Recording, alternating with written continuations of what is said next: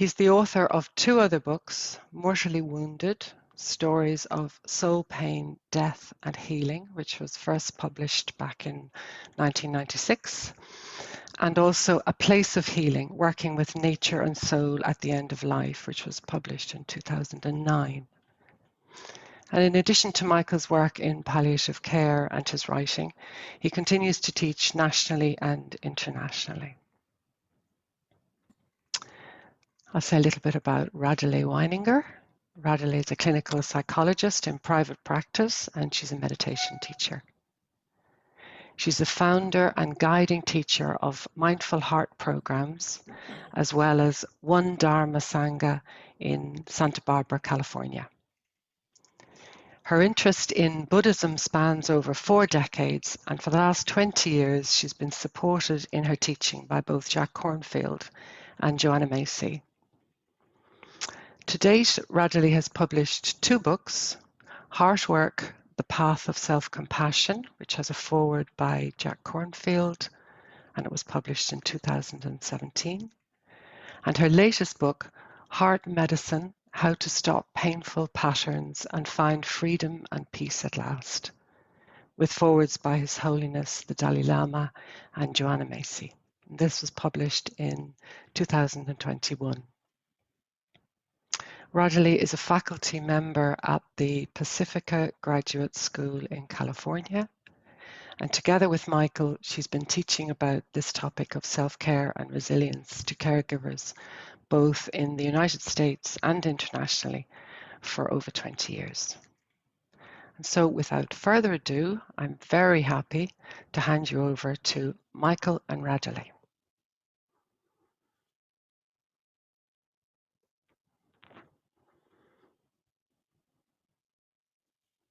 I have to unmute there, Michael. Thank you. Good evening, everybody, and thank you very much, Ailish, for that introduction and indeed for the invitation. And we're really happy to be here. And thanks to Erica and thanks to Barry for all your help in organization, putting all of this together. And hi to everybody. I was just thinking it's nice to be, I think we're probably all in the same time zone. Radhule and I do some teaching together on, which I'll mention at the very end of my presentation, but on Sunday mornings in Santa Barbara, and we often have some folks joining us from Ireland and other European countries. So we're kind of used to the time, checking in from different time zones. Anyway, lovely that we're all here together and really appreciate it. And really happy to be sharing on this topic. And a lot of the ideas that I'll share in this initial part of the presentation are ideas that I've put together for when I talk to caregivers, and particularly to physicians and other clinicians, and often people working in palliative care and hospice. But the comments, as I think you'll see, are really relevant away from the bedside. They're really relevant in other kind of non-medical clinical settings, but they're also relevant in other caregiving settings. And they're really relevant, I think, for all of us who are living in a world where we're encountering on a daily basis so much uncertainty and change and suffering. And how do we stay present? How do we stay open-hearted in the midst of all of that? And so without more ado, I'm just going to go to my presentation. Actually, one more thing just before I start. I'll be talking for maybe about 20 minutes or so, do a short practice as part of my presentation, and then I'll be handing over to Radhule, who will be talking and leading you through 2 other short practices. So we really wanted not just to kind of have a conceptual evening together, we really wanted it to be experiential and hopefully helpful. And as Ailish mentioned, there will be an opportunity for some discussion. And so if you have questions as we go along, please type them into the chat. And Barry is going to keep an eye on the questions that are coming in, and then we'll be able to have some conversation around that. Okay, so let's go to the presentation. And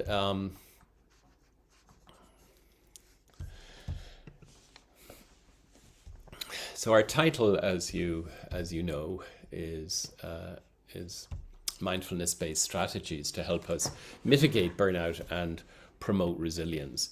And I wanted at the outset just to kind of think with you about this concept of resilience. What are we talking about when we talk about resilience? The word comes, refers to that sense of inner toughness or elasticity, that capacity to bounce back, that sort of sense of inner strength that allows us to come through and come back from being downtrodden or stressed.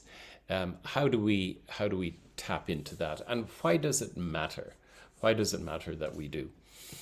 And the kind of two main reasons that I wanted to highlight at the outset are, first of all, as in our title, to allow us to mitigate burnout, to allow us to, if at all possible, to recognize what's happening before we become burnt out, when often one of the symptoms of burnout is a lack of capacity to recognize that we're burnt out.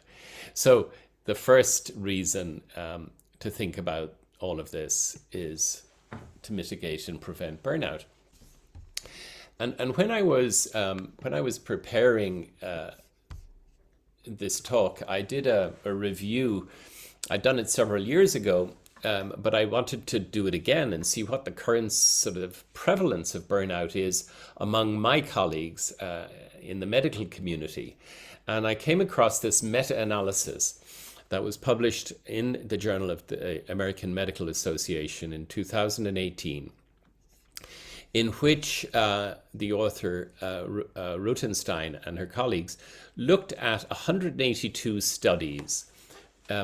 So it was a meta-analysis. They looked at 182 studies in 45 countries between 1991 and 2018.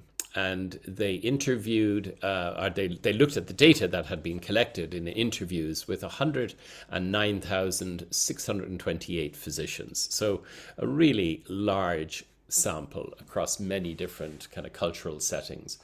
And what they found was a prevalence of 67% of physicians experiencing some degree of burnout. So we're talking about another pandemic, a silent pandemic that really affects the quality of our care and the quality of our lives.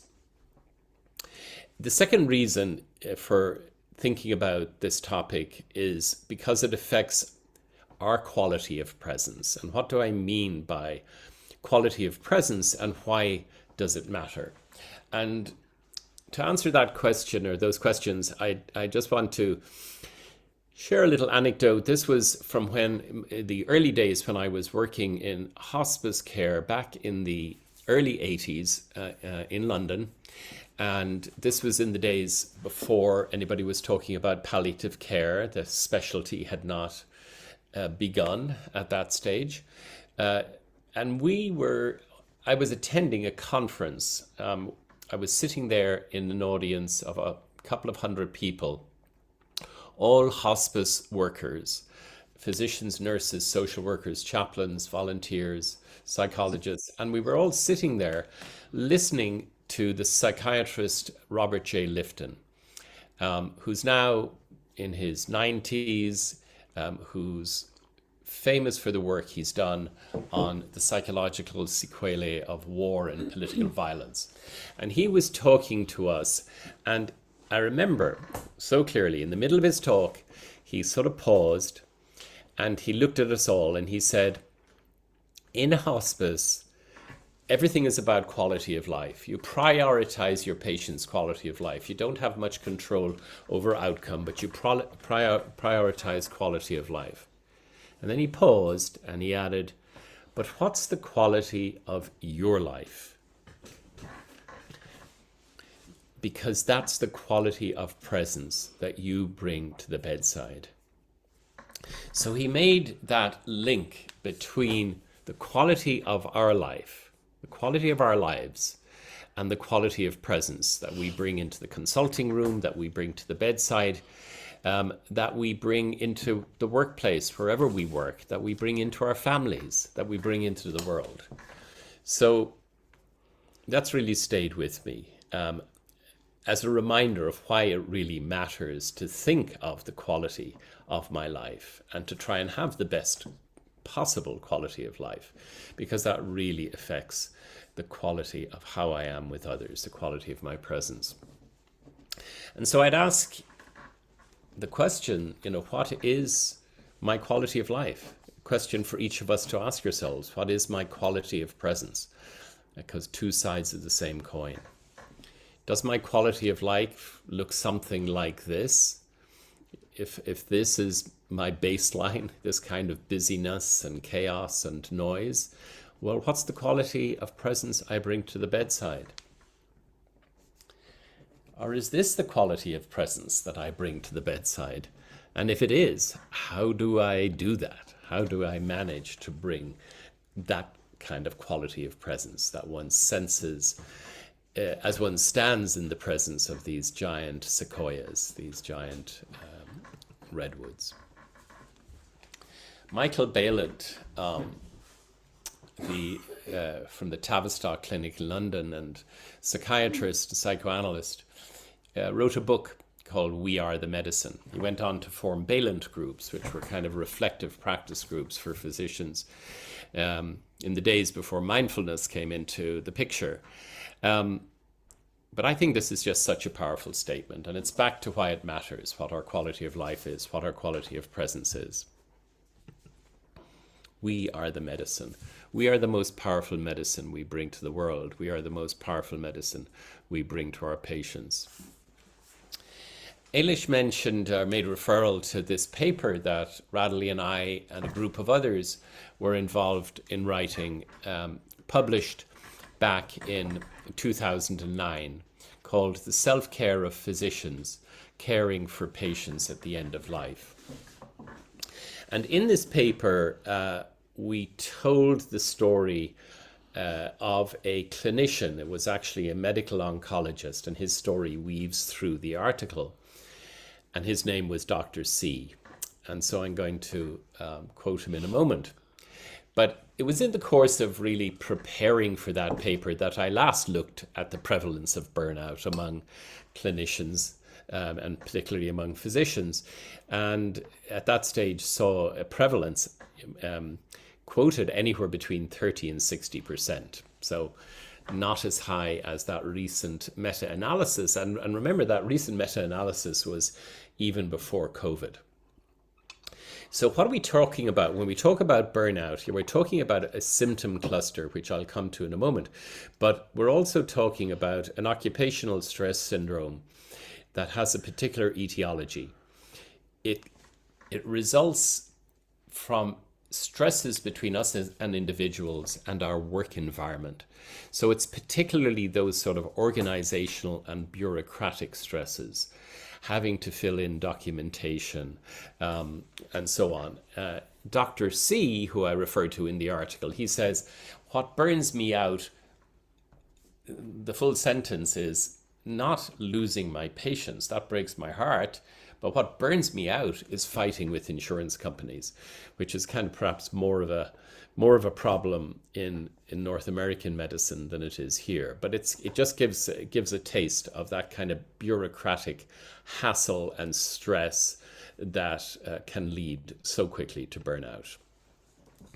The three particular, the symptom cluster that individuals with burnout report are overwhelming exhaustion, not just physical exhaustion, but emotional exhaustion, and a kind of exhaustion that really goes bone deep and that one doesn't recover from very quickly, even on a vacation. Depersonalization is a sense of detachment, dissociation, not being fully engaged in one's work anymore. Maybe it's from a little bit of chronic distancing just to protect oneself from the traumas of the workplace, but one is one step back and a little out of it. And our patients feel that, our clients feel that too. And the third thing is a sense of never quite achieving the sort of quality of work that you used to maybe when you started out and that you'd like to. You still hold that internal benchmark and you never quite get there, that lack of personal accomplishment.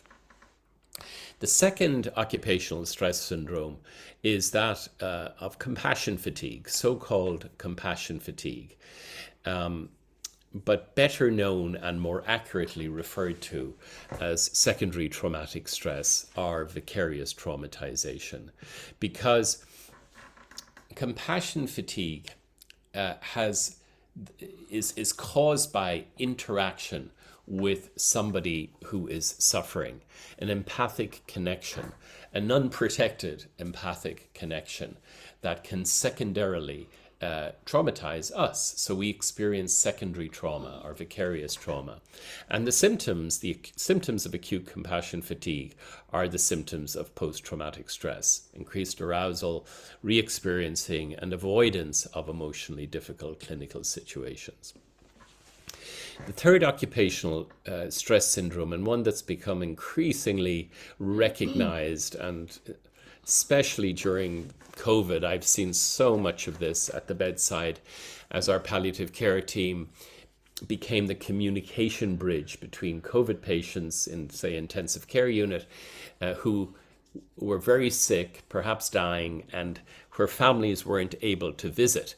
And so we were kind of acting as the bridge and kind of facilitating FaceTime calls and that kind of thing. But for those of us who are caring for patients in that situation and having to communicate with families, we were doing something that just felt like it went against the grain of what was the right thing to happen here. The right thing to happen here was for the family to be at the bedside, and it just wasn't possible because of external constraints. But that's what creates moral distress, where we have a sense of the right thing to do, but we can't act in accordance with that because of those environmental constraints. And over time, that can give rise to a sense of frustration, of being devalued and marginalized. It's so-called moral injury. And if this becomes chronic, it can lead to what's been referred to as moral residue. And this slide just makes the point that the common endpoint of all three occupational stress syndromes, whether it's organizational mismatch, values mismatch, as in moral distress, or vicarious traumatization, the common endpoint, if these are chronic, is burnout and the symptoms of burnout. And so what we presented in our paper, and I really, again, if those of you are interested, that paper is just full of a lot of evidence-based information, including a lot of evidence based on the value of mindfulness as a protective factor for these occupational stress syndromes. Because what we did here is we talked about traditional self-care being having good boundaries, good professional boundaries in the workplace, and then having a good program of rest and relaxation outside the workplace. But we also introduced self-awareness-based self-care. And self-awareness-based self-care is really what was kind of new in terms of our presentation. We weren't the first group to talk about this, but we were among those who were kind of bringing the attention of the medical community to the value of mindfulness practices, both in terms of mindfulness meditation, but also in terms of reflective journaling. And so we were recommending this combined approach. And I was, on a personal note, I was just sitting, going through the final proofs of this article one last time, one evening, when I looked through and saw, my goodness, I can check all of those for myself. I realized, in other words, that I was burnt out. It was like as though the penny dropped, the light went on. I just recognized myself. Even though I'd been working on this article for a long time, I hadn't realized I was actually burnt out. But I realized in this moment I was. And I asked myself, why? Why was I burned out? Was it because of the Was it because of the organizational stresses? Was it because of the secondary traumatic stress? Was it because of the moral distress? Was it because I wasn't practicing what I was preaching? What I realized is that it was primarily because, in my instance, because of a sort of chronic exposure to suffering and pain over years and years without really being even aware that it was happening. And was I practicing what I was preaching? It left me with that question, and that's the question that gave rise to my book, The Nest in the Stream. It was really my search for a path through burnout to resilience.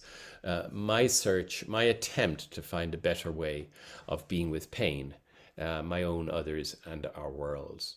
But how could it be? I was still left with the question, how could it be that despite practicing mindfulness to the best of my ability, as I was every day, despite being in peer group supervision, despite exercising, despite having fairly good boundaries, and I realized it was primarily because of an attitude, an unconscious attitude that I had around how I was present in my workplace, how I was present in my work. And here's a kind of a summary of what I realized. I realized that in every situation I was exposed to, every situation of stress or challenge, I was assuming and acting as if it was all up to me. And so I needed my boundaries, and so I needed my time out, and so I needed to practice mindfulness, to be more self-aware, to have that kind of metacognition that would allow me to self-monitor in stressful situations and so on. But the bottom line was I was behaving as if it was all up to me. I was holding it all like a glass of water. So what do I mean by that? So here's a glass of water, and here's a spoon of salt. And some of you may have kind of heard this one before, but let me go back one. You put that spoon of salt into the water, you stir it, you sip the water, it's going to be so salty. Now imagine taking that same spoon of salt, walking down this jetty, and tipping that spoon of salt into this lake. And then reaching a glass down into the lake and sipping that water. You don't taste the salt. So the saltiness has to do with the container. And I ask you the question, each of you as you're listening to this, when you're in the presence of stress, distress, pain, suffering, your own, others, our worlds, when you're in the presence of that kind of stress and suffering, are you this? Are you a glass of water holding the salt of that suffering? Or are you more like a vast open mountain lake? And it begs the question, how can we hold pain in a bigger container? And that's really where we want to go this evening. While acknowledging the value of traditional self-care, while acknowledging the additional value, especially when combined with traditional self-care, of mindfulness-based self-care, while doing all of that, how can we hold pain in a bigger container? How can we go from this to that? And I want to kind of listen to the words of wisdom on this from Zen master teacher, the late Thich Nhat Hanh. He writes this, he says, "A wave on the ocean has a beginning and an end, a birth and a death.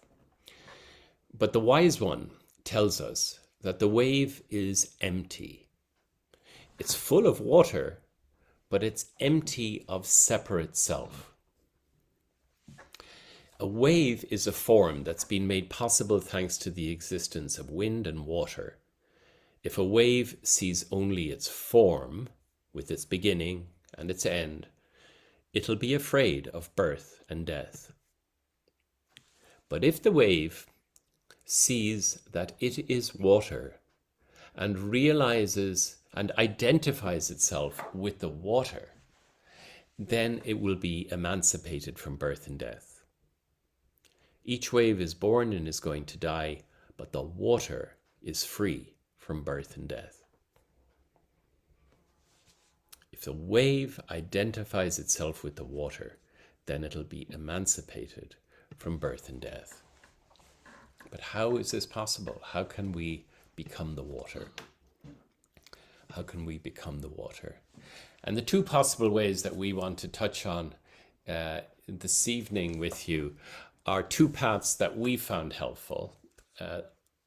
What I call the path of mindful nature connection, and what Radhule will call the path of mindful awareness, and she'll speak to that. So what I want to do is lead you in a little practice, just to give you a taste of what I mean by mindful nature connection. So I invite you at this time just to find a posture.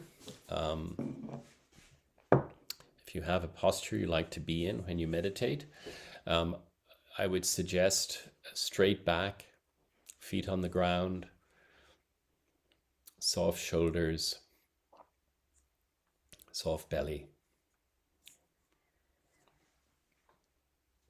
And just allow your mind to settle into your body, and allow your body to settle into the earth.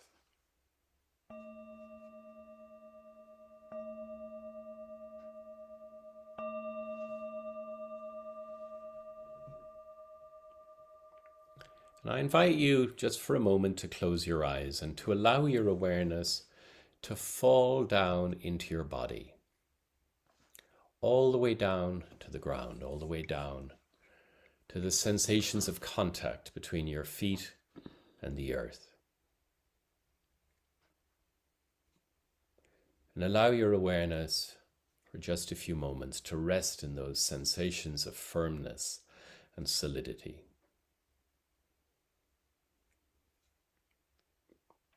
When you're ready, allow your awareness to rise up and fill the whole space of your body, from the soles of your feet to the crown of your head, mindfully aware.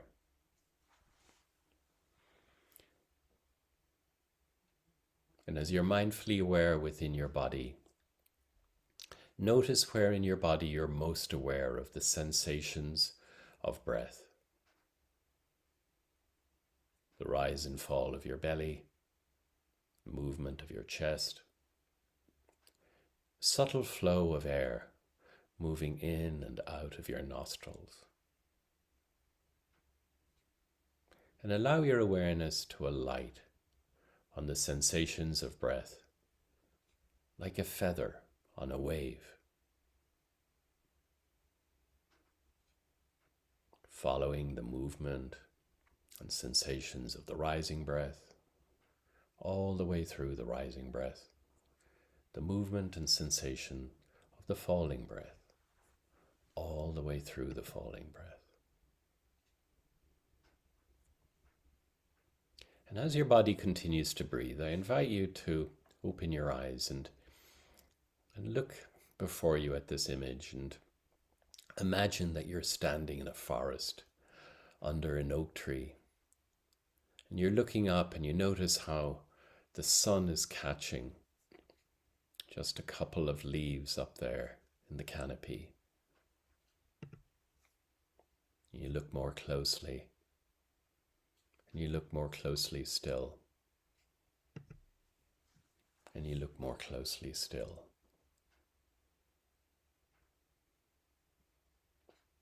And allow your vision to be open, the sense gates of your seeing wide open, receiving the light, the color, just being with the raw sensation, letting the sensation of seeing happen to you. And I invite you once again to close your eyes.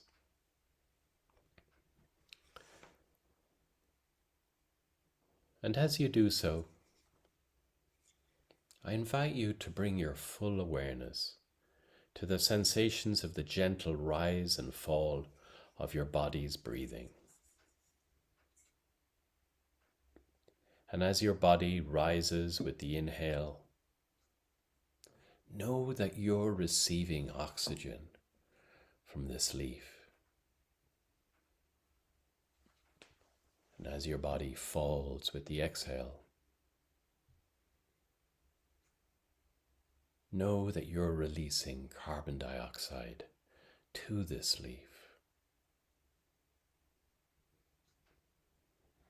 And know that your body's rising and falling is mirrored in this leaf's taking in, releasing.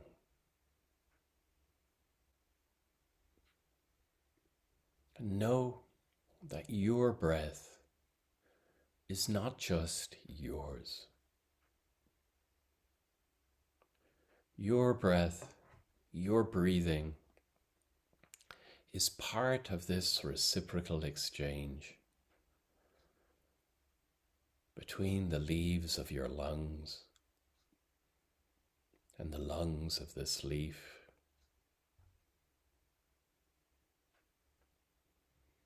Know that you are alive because of this dance. And know that this green leaf is this green leaf with its white veins and its little green cells, the little black spots, the prickles at the edge. This green leaf is this green leaf, alive, breathing, because of this dance. And allow yourself to be carried in this effortless, reciprocal flow. Know that you don't have to do anything. All that's being asked of you is to surrender to the raw sensations of the breath, the sensations of the rising breath, all the way through the rising breath, the sensations of the falling breath, all the way through the falling breath. Surrender to this great breath dance, this great exchange, this silent flow.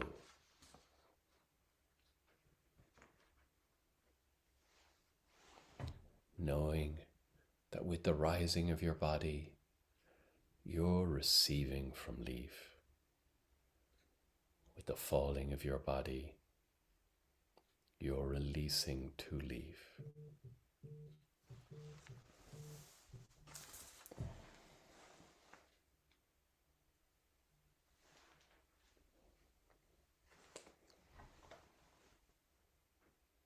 And know that this reciprocal conversation, this seamless exchange, is happening all by itself.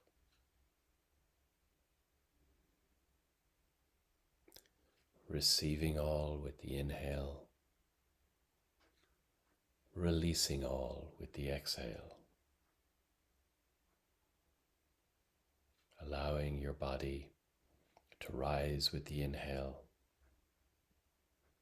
allowing your body to fall with gravity.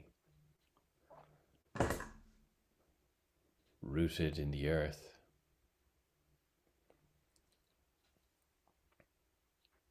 resting in awareness, rooted in the earth.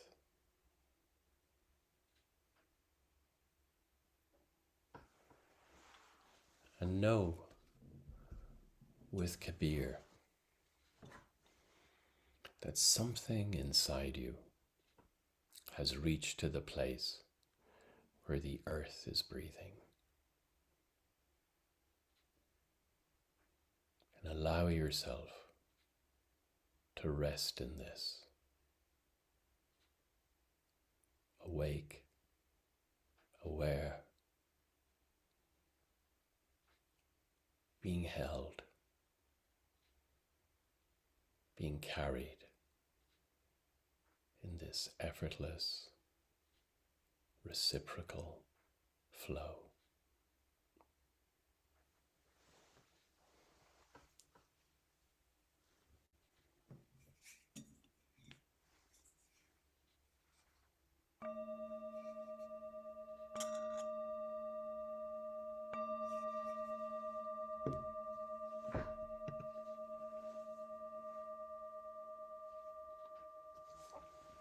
And so over to Radhule. Well, thank you, Michael. That was a wonderful meditation. Sorry, I have a bit of a cold, but I hope it will not be a problem today. So I want to talk about mindfulness from different perspectives. Mindfulness as we know it, as moment by moment, non-judgmental attention, to self-compassion, to working when we are triggered, when old wounds, long-standing recurrent patterns come up, and mindful as awake awareness. So I want to introduce you to, with practices and with thoughts, to these different aspects of mindfulness.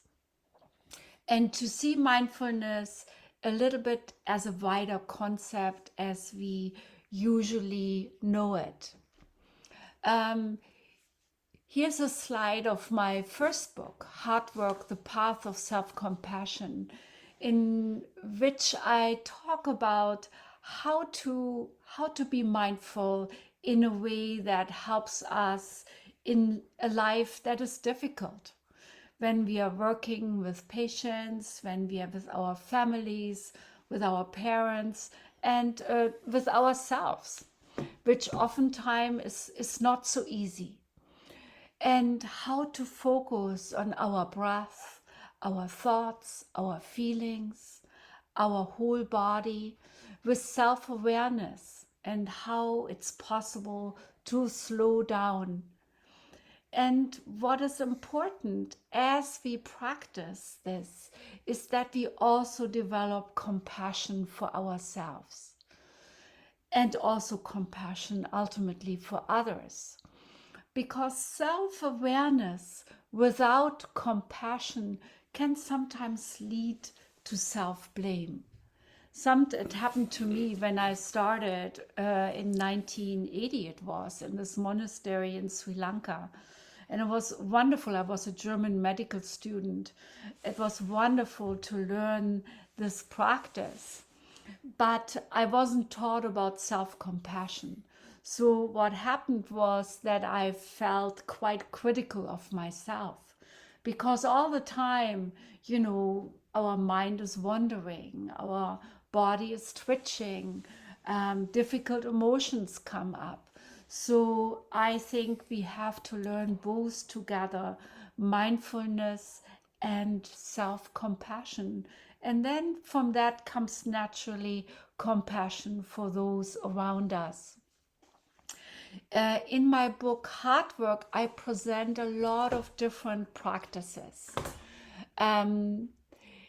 such as the mindful pause practices, which I might be talking just a little bit today, because they're really helpful, especially in a clinical setting or in a setting with our children or parents or neighbors, or when we are caretakers. And so let me just go through this.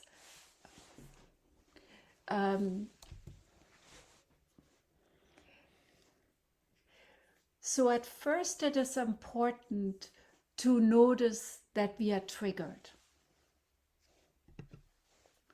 Then it is important to notice the sensation of our bodies. And then it's important to notice what we are feeling.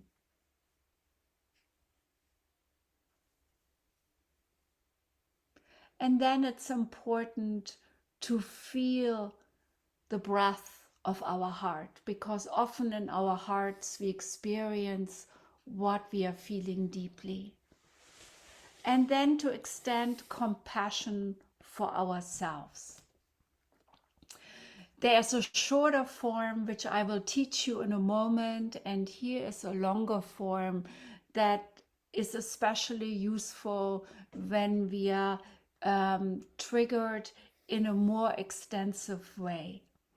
Let me lead you through a little practice that illustrates this brief mindful pause practice.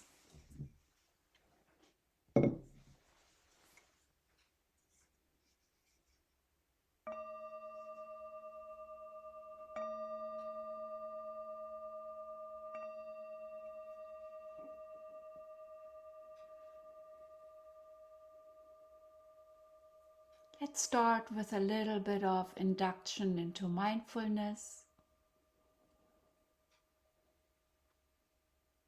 Notice your body, the felt sense of the feelings in your body.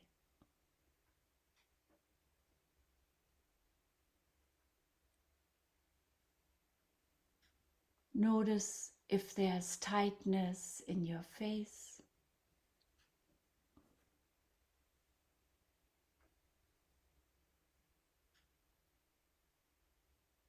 Tightness in your shoulders or chest or heart.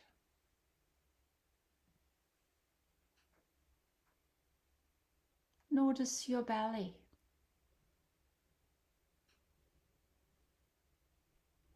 Your arms and legs. Your whole body all at once.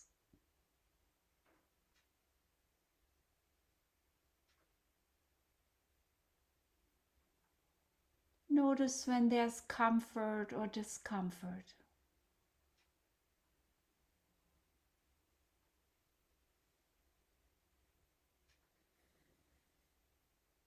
And know that all these phenomena are passing through like waves in an ocean.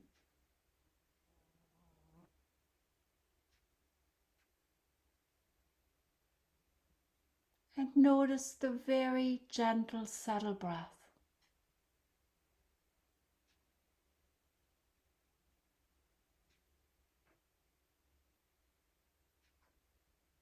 Rising and falling.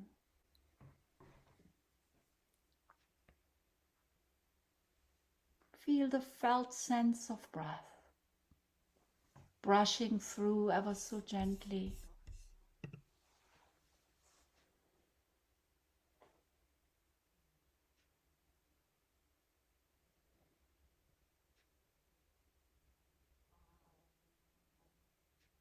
And feel the touch between your body and chair, your feet and the ground.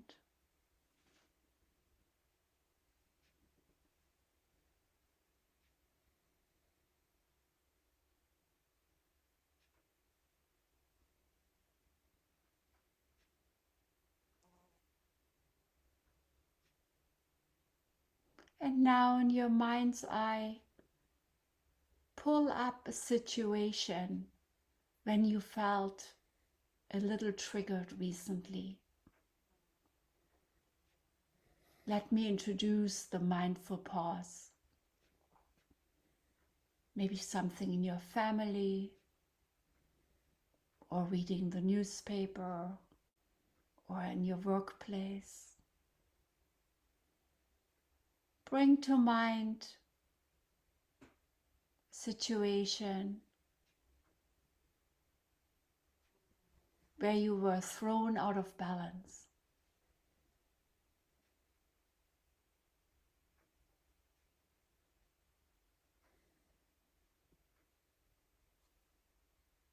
And feel your body now. What is the felt sense, the physical sensation of your body right now?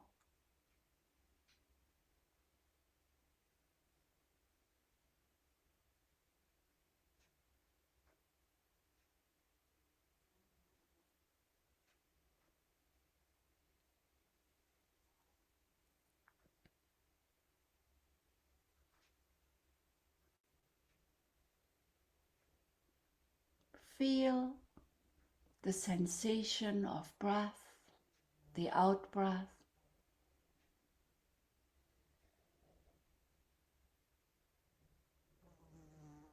Relaxing with the out breath.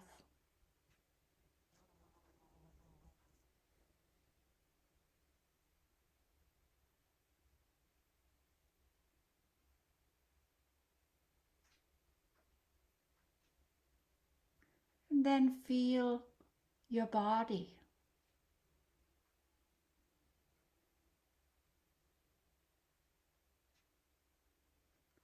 And how this hurt manifests in this body.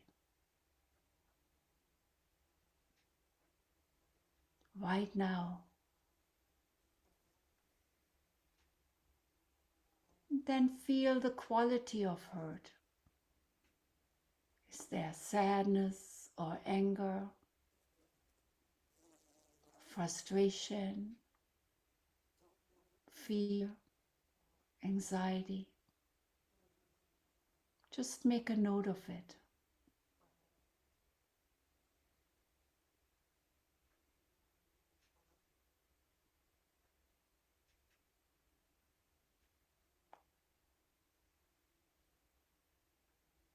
Now feel the breath around your heart. Notice whether there's constriction.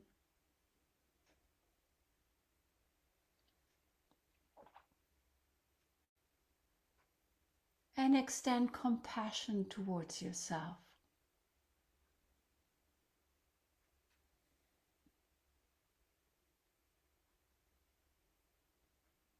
Kindness.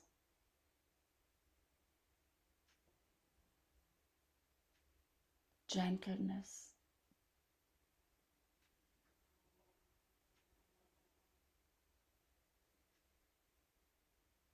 And one more time.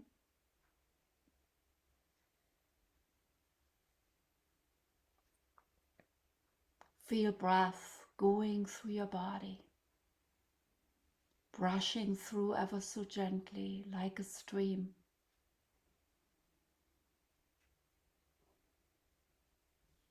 And when ready, return to normal consciousness.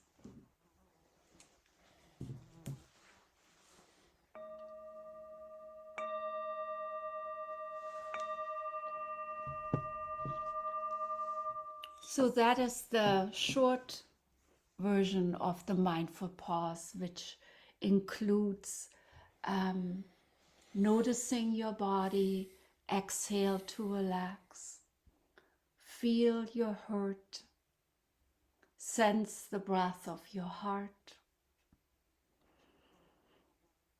extend compassion to yourself,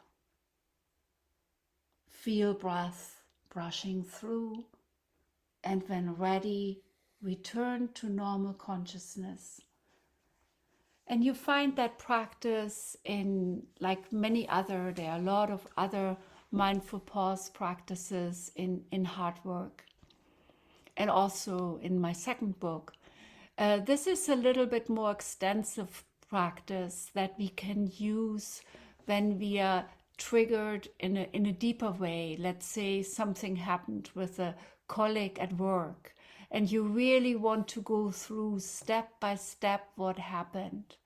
And you have maybe a half hour to work through this and come to a mindful pause and then to compassion for yourself and find a wider perspective. And again, I'm glad to send you the small mindful pause as well as the longer emotional awareness practice. And so after presenting this, I was just wondering if there Stop the share for a minute. stop to share for a minute. Maybe, Barry, this is a place we could just pause for a little bit and see if anybody's got any comments or questions or thoughts. Sure. I think people have been really engaged with the presentation, so they haven't been typing a lot, which is nice to see. So could leave a moment. Okay. And, we can always come back to, we can have more time for discussion later if we don't, Yeah. have it now. So that's fine.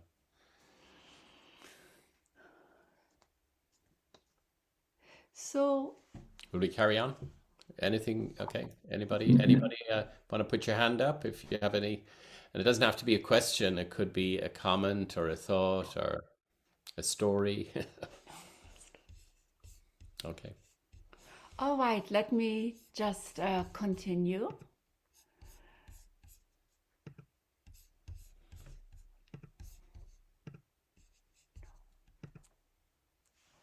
So let me talk to a related topic here. Michael put up my second book, which is called Heart Medicine: How to Stop Painful Patterns and Find Peace and Freedom at Last, which also has a whole bunch of practices and thoughts in it.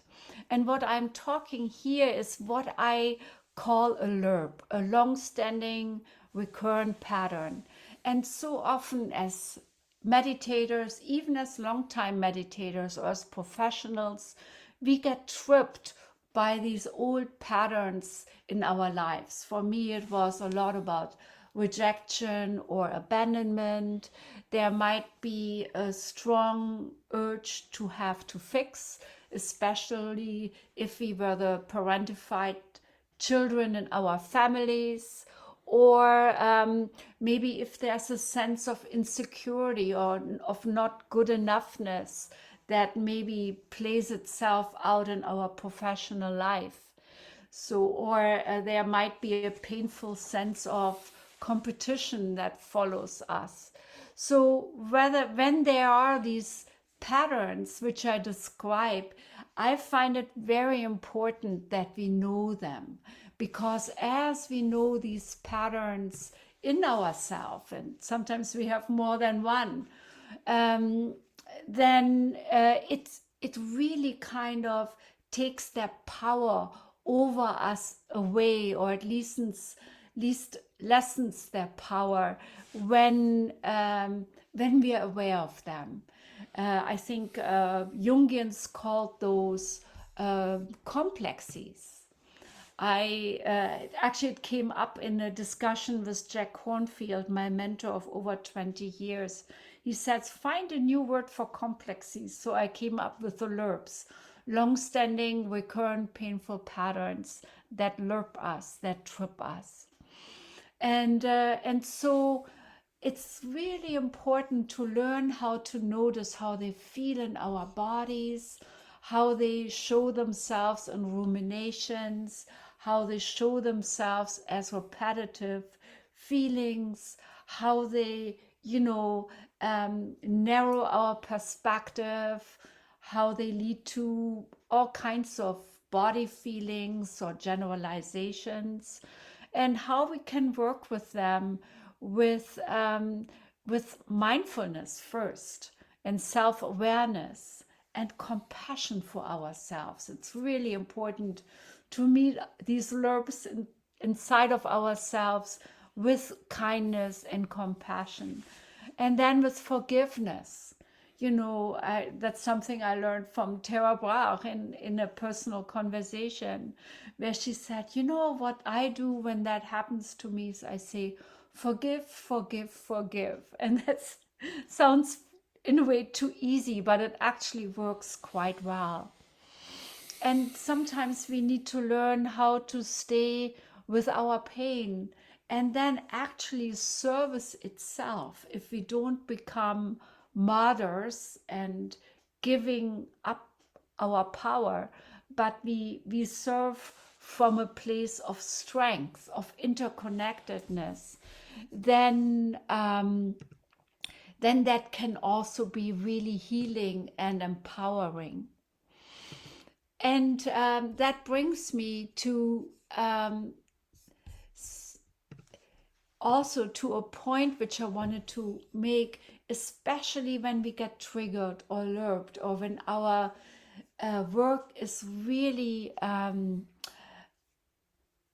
very taxing and overwhelming, then it's important to see from a wider perspective, and from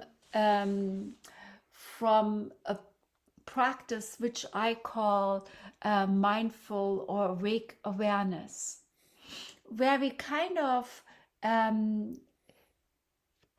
rest in a wider place, and from that place we engage with life.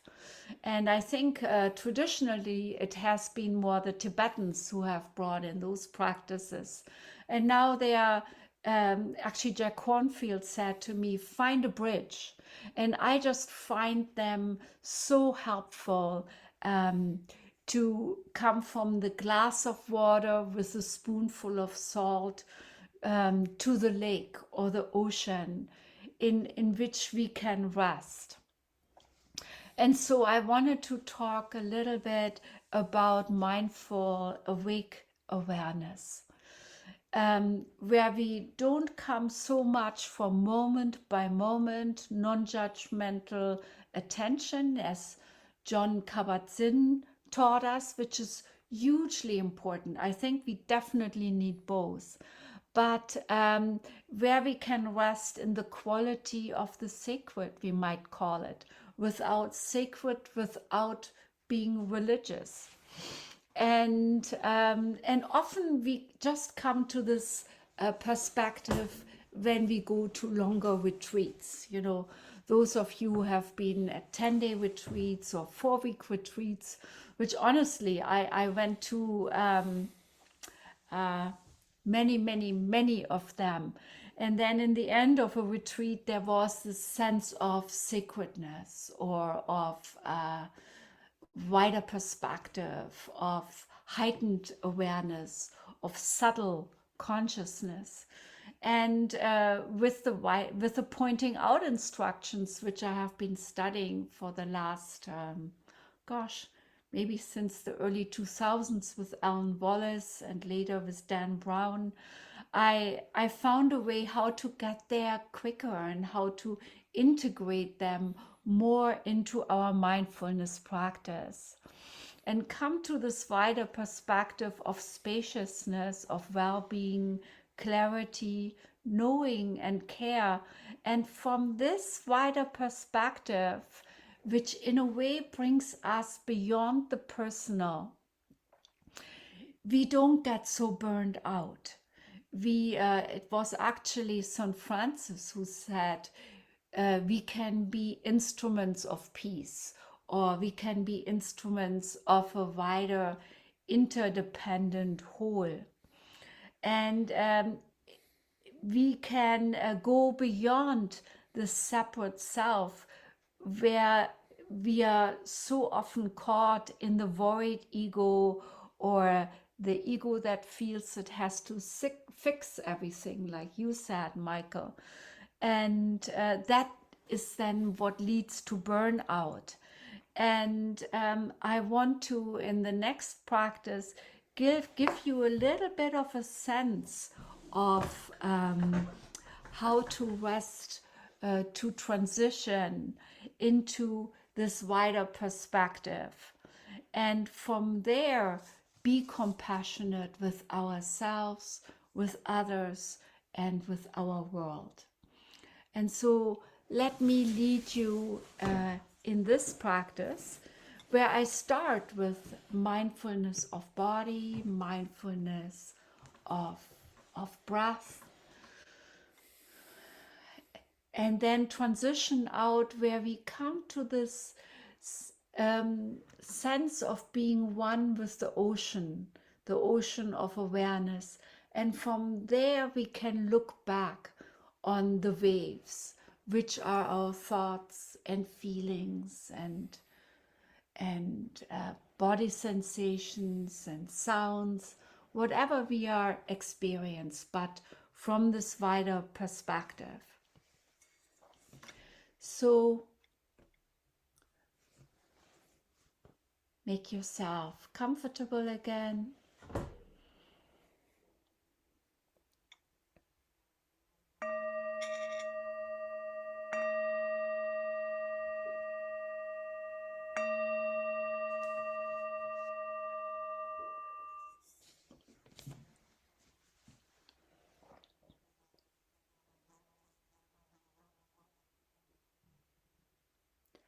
Let yourself settle into the sensations in your body.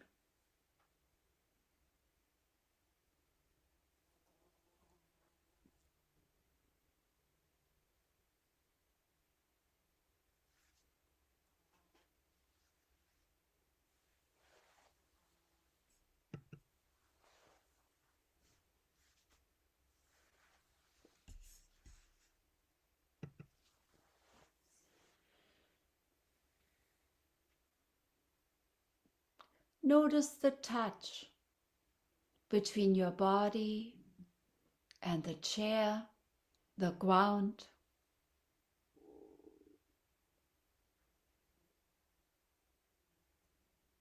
Feel your body as a whole, the felt sense of your whole entire body, inside and also the space around you.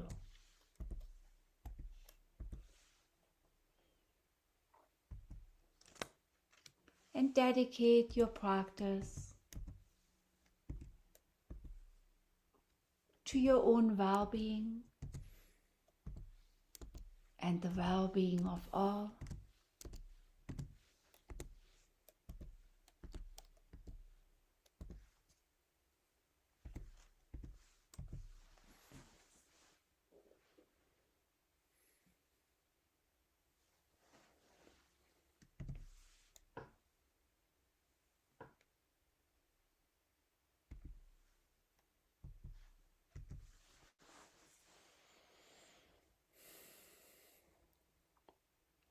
And come back to the sensation of your body as a whole, the felt sense of your whole entire body all at once.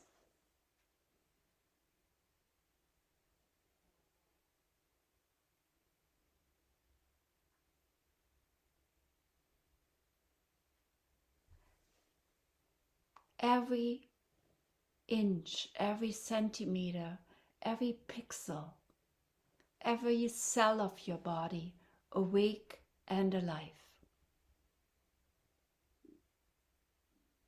as if switched on by the light of awareness.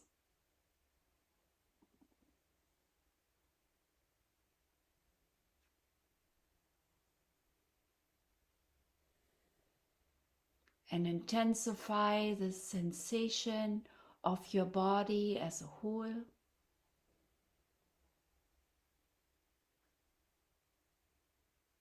Feeling your body from the inside out, not observing your body, but being your body.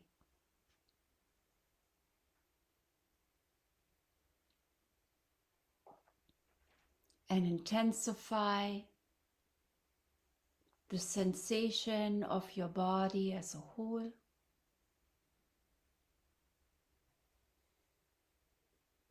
And whenever your mind wanders, gently yet firmly bring your focus back to your body as a whole. Switched on by the light of awareness.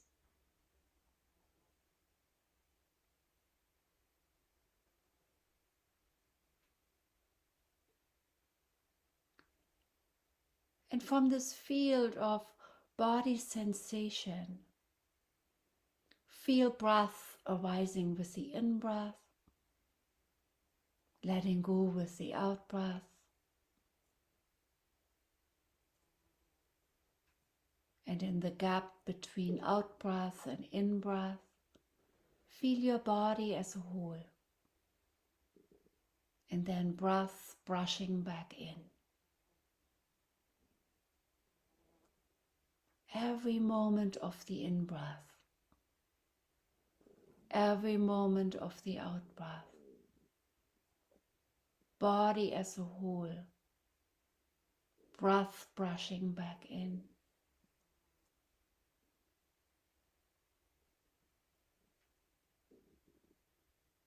Until you feel seamlessly this whole cycle of breath and body, fully concentrated. In breath, out breath, body as a whole.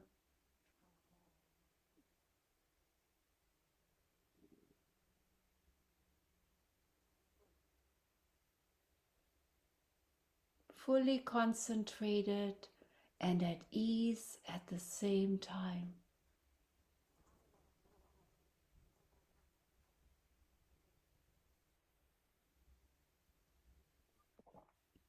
Until you feel breath going all by itself.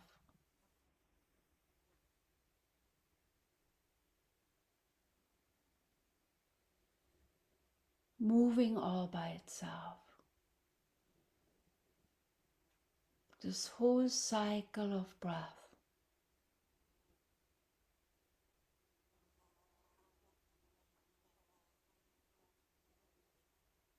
Allow your body to be breathed, for breath to breathe you.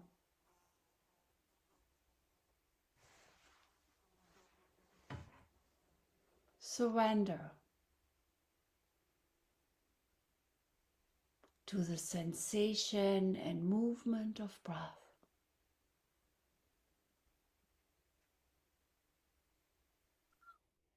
Be your breath, feeling breath from the inside out.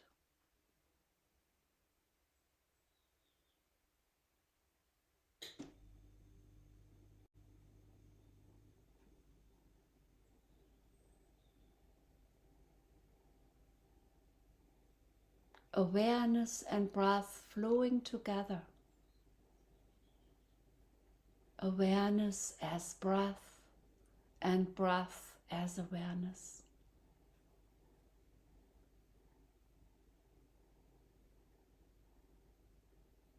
And intensify the sensation and movement of breath and awareness.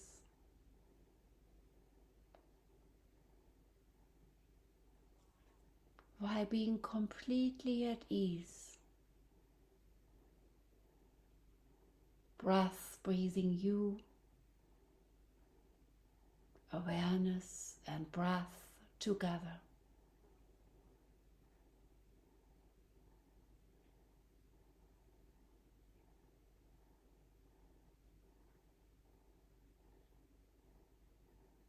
And then let breath recede into the background and rest in awareness as a spacious quality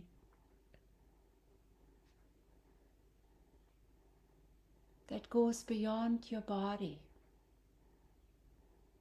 limitless, boundless, awake.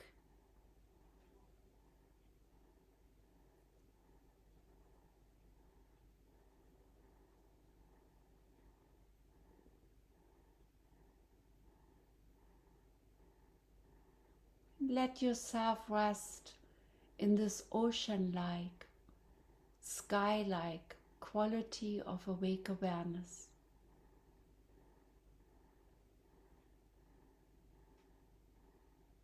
Completely safe, indestructible, limitless, boundless.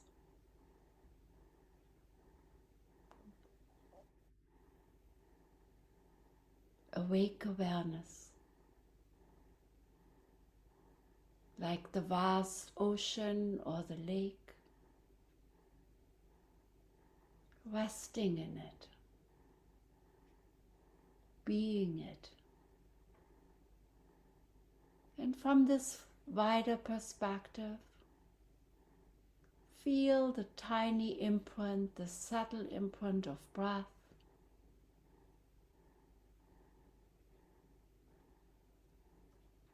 breathing all by itself.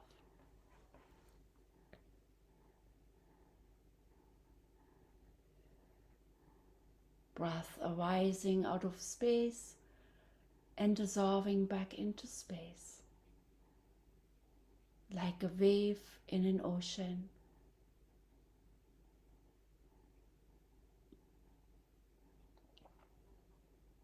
And from this perspective of spacious, awake awareness, notice when thoughts pass through like rays of light.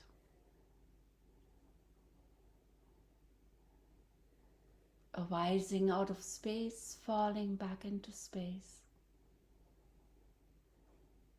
Returning to the wider view of awake awareness.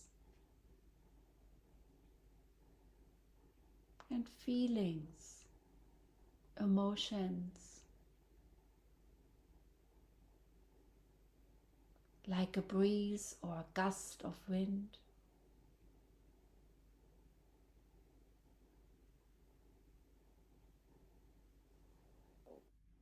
Arising and dissolving again.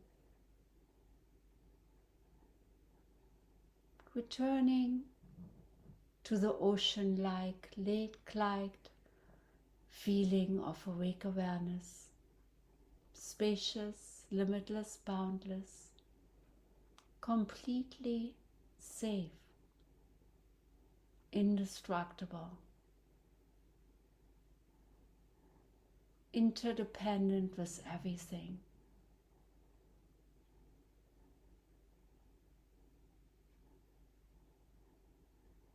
The place from where you can be the instrument of peace.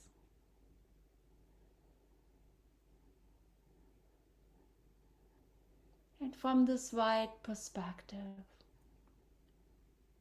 spacious, bright, vast, caring, loving,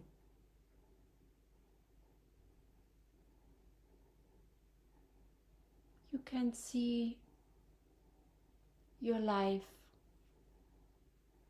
your human condition, sense the sense of yourself, trying hard, doing your best, yet holding yourself with awake awareness in this vast, interdependent perspective. Holding yourself with compassion, with care. Holding your loved ones with compassion and care. Holding those you care for with compassion and care. Holding our hurting world with compassion and care. Yet from this view, this extended view of mindful, awake awareness,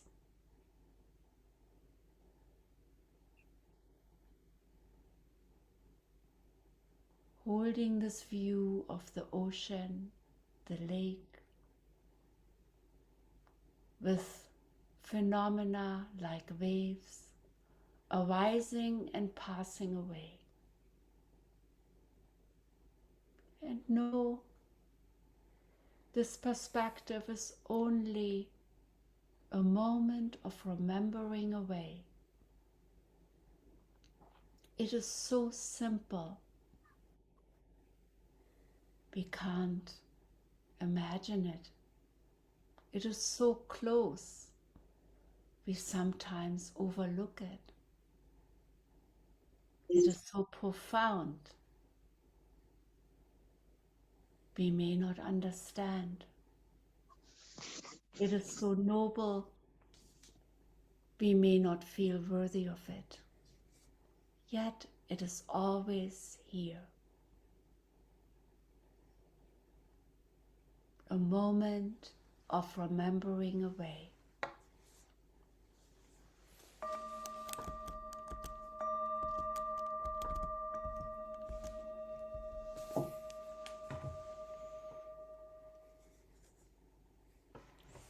Well, thank you so much for following me here. And I just have seen over the last many years that this has been a wonderful antidote besides all the aspects of mindfulness and compassion have been a wonderful antidote to burnout and compassion fatigue, and especially of moral distress. Because honestly, sometimes when we read the paper or we are engaged or we worry about climate change, I think our main problem is being overwhelmed. And so I think holding this in a vaster container is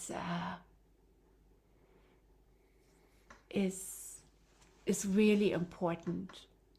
And I think I see some questions. Barry, yeah. Yeah, lots and lots of thank yous as well and appreciation. There's a question here. I'll just read it out directly. I was wondering how to best introduce mindfulness to an organization that is under-resourced when it's clear that the stress is caused mainly by the work environment. It can be jarring to employees to be trained in resilience when what they need most are better working conditions. Yes, I think that's very true. And I would say it's both and.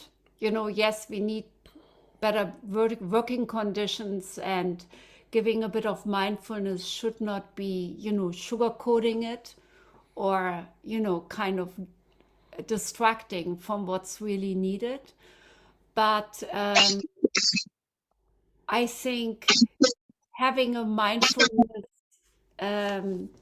having mindfulness skills is really important, especially in situations that we cannot change. So I think sometimes, who was that? Viktor Frankl, who said, who has a why can deal with any how. I think many of us come into situations that we can't change, and that's not excusing them. I do think working conditions have to change and become better. But if we are in our lives or in our working lives or personal lives or planetary lives in situations that we can't change, we can be better present when we practice mindfulness and compassion for ourselves and others, and when we are holding a wider perspective. I just add to that real quick that one of our authors on the JAMA paper, Richard Harrison, introduced a term he called exquisite empathy, which is, he kind of differentiated it from regular empathy, which Charles Figley talked about as making us vulnerable to compassion fatigue or vicarious traumatization. He said with exquisite empathy, if we're empathic and mindfully empathic, then we have the capacity to be highly present, to be sensitively attuned, to be finely boundaried, and to be heartfelt. And the capacity to self-monitor and self-regulate. And I think that same kind of benefit of mindfulness, it's really kind of echoing what Radhule was saying, makes us not only more resilient, but it actually makes us more effective in what we do, including, trying to change unfair working conditions, if that's the challenge we're facing in the moment. So I think I hear what you're saying, and I've heard that point well made before as well, is that mindfulness shouldn't be used just to help people to adapt to bad circumstances. But I think it makes us more effective in trying to change them. That's what I'm trying to say.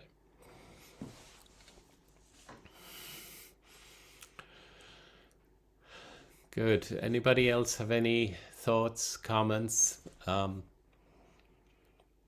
Just while we're just giving it another moment, I did want to mention before finishing, I'm just going to go back one last time to the screen here, is that every Sunday morning at this Zoom link here, which is the nonprofit that Radhule and I are part of, called Mindful Heart Programs, but we offer a Sunday morning in California, but Sunday 6 p.m.